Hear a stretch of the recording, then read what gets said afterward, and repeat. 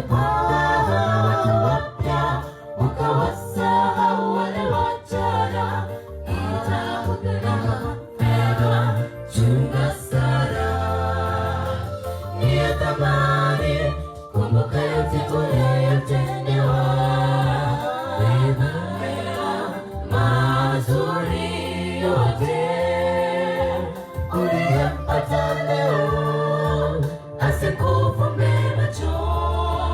Kumbuka thamani ya yule wa kwanza, ni ya thamani, kumbuka yote uliyotendewa, mema mazuri yote uliyapata leo, asikufumbe macho.